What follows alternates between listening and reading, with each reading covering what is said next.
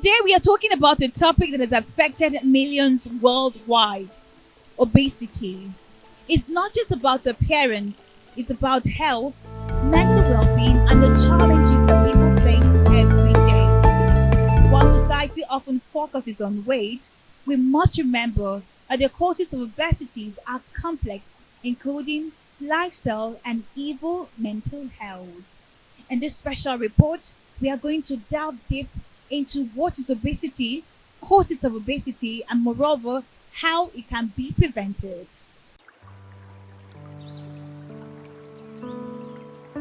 Obesity is one of the most pressing health issues facing the world today. Over the past few decades, the prevalence of obesity has risen dramatically in both developed and developing nations, affecting millions of individuals regardless of age, gender, or socioeconomic background. According to the World Health Organization, global obesity rates have nearly tripled since 1975, with over 650 million adults and 124 million children globally now classified as obese.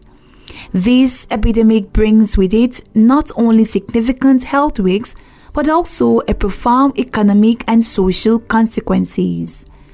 In this special report, we will delve into the causes, effects, and potential solutions to the global obesity crisis.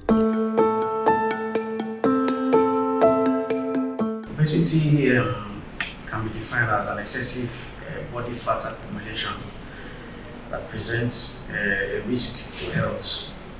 And using the body mass index can be defined as a body mass index that is greater than or is equal to 30. The body mass index of more than 30 can be defined as obesity and obese. But before that, we have what we call overweight, which is a body mass index that is over 25. So you have to first be overweight before you become obese.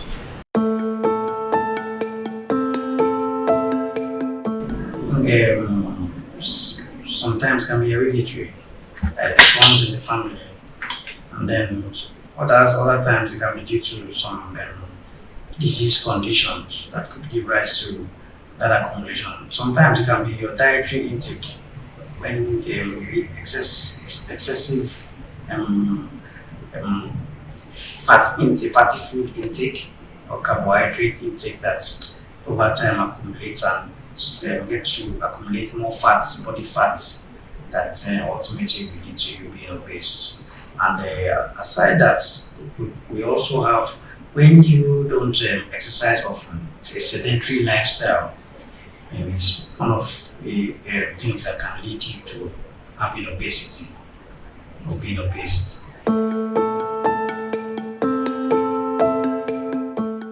It's not an illness, it's a lifestyle. It's something that is being obese does not mean you're sick. It only predisposes you to disease conditions, non communicable disease conditions. But so it's not healthy for you to be obese. You have to actually be watchful of that, because when you are born into a family of such, any small trigger, meaning your dietary lifestyle, you should have to be conscious of it. You should have to exercise often. You have to control what you eat, how you eat, and when you eat it, so that you're able to minimize the risk of you being obese. Yeah, brisk walk. When I mean brisk walk, 30 to 1 hour walk every day is actually good for you. You can add that to maybe some light exercises, maybe like a press up, sit up, but you barely walking or jogging, jogging for 30 minutes or a brisk walk for 1 hour. Enter your car, you're sitting, you go to the house, you're also sitting, the next thing you're off to bed. No time to actually move around and exercise for you to actually prevent that accumulation of body fat.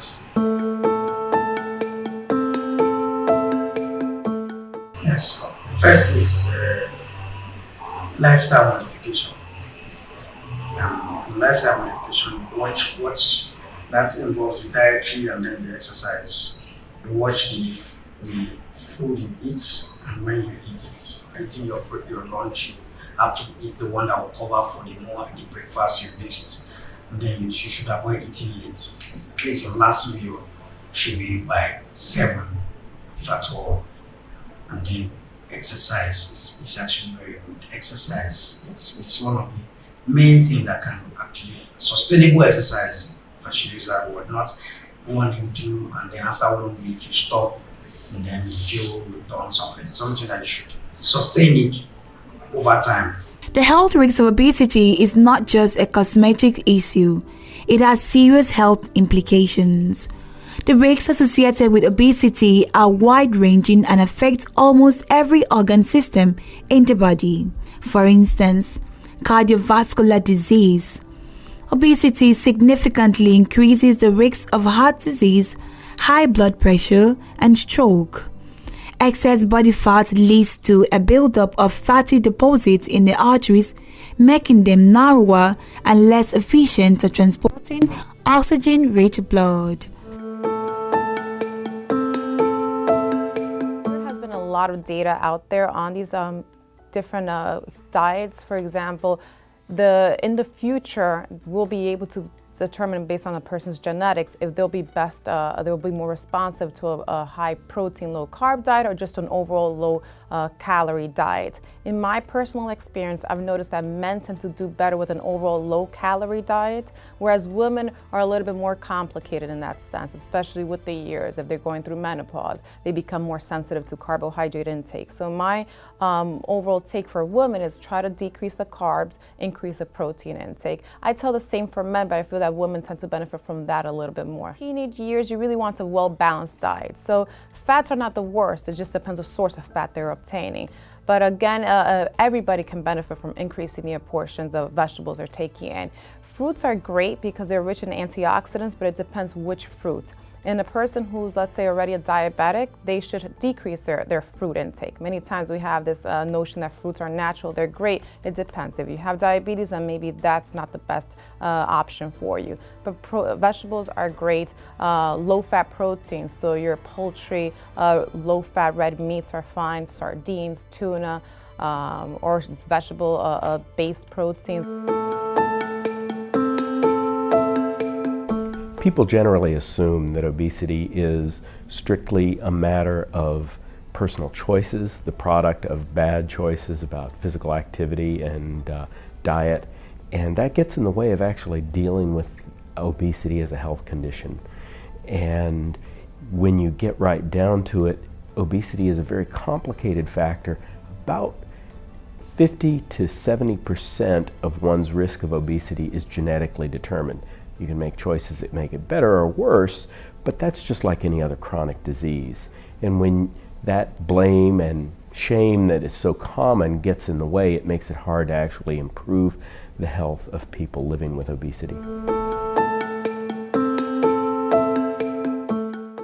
We all know in our environment that everybody thinks that to keep fit is the most important thing. But what are the things that we can look out for? Some of the things that can bring about diabetes is obesity, and diet is a very important thing. What we mean by diet, what do we mean? It talks about a healthy meal, a healthy plate. Some people don't know about what we call my plate, my fitness, my plate, my diet. It talks about the composition of your meal. If you eat less of carbohydrate, less of starchy food, you put more of vegetables, more of fruit, all these things can help keep a healthy meal. Vitamins too are found mostly in fruit. But these days, people will say, fruit are expensive. You can still get the least ones around. So maintaining your diet. Another thing is exercise. If your work is more of a sedentary lifestyle where you sit more in the office, or you are a driver, or you do things that you are mostly sitting down, you can be taking time to be walking. Things like brisk walking 2-3 times in a week can also help. So after the exercise, what else can you do? You can also go for fitness exercise programs. Some people might not have money to go about that, but fine, you can still enroll with friends and colleagues. All these things can also help. Walking around your estate, going about in your environment, all this can contribute. But all in all, we should know that not everybody have the same body makeup. There's more to obesity than just being fat. So it involves people having to know their body mass index. There's a terminology known as body mass index that compares your weight to your height. What people can do is to one, regulate your diet. Regulate your diet, ensure that you don't take much of carbohydrates, which has a lot of kilocalories, which is converted and stored as fat. You ensure that you take more of fruits, more of vegetables, so kind of, and raw veggies. Raw veggies, those are like whole meals that, they kind of make you satisfied, but at the same time they are not providing excess energy, which is converted to fat. Also, exercise is very good. Drinking water is something that can never be overemphasized. And yeah, basically these are the most common things one can do to combat obesity. The thing is, being obese is bad. Being overweight is bad. The BMI of your weight should not be over 25. Being obese and being overweight has a lot to tell on your heart. The receiver, the major receiver, the receiving organ is your heart. When you have a lot of fat in you, it weighs down the functioning of your heart. So basically, a lot of persons this dispensation likes to take shawarma, pizza, all of those food. The thing is, they are refined, and when you take a lot of refined products or refined foods with a lot of cholesterol, you begin to add weight, which will definitely undermine the functionality of your heart. So please, it is not living well to be eating a lot of red meat. It is not living well to be eating a lot of fat. It is very, very abnormal. So as a routine, you should take more fruits. Yeah, take more fruits, and don't eat too much in the night, especially when it's above 10 p.m. You are going to dish out food, you are going to eat eba and all of that. They are not correct. So my advice is this: they said a healthy mind is a wealthy mind, right? So please moderate your red meat, moderate your fat meat, moderate the rate at which you eat refined food, because these things tell on your health. The food you eat can either be the safest or most powerful form of medicine, or it can either be the slowest form of poison. From Spectrum TV, I am a medium J.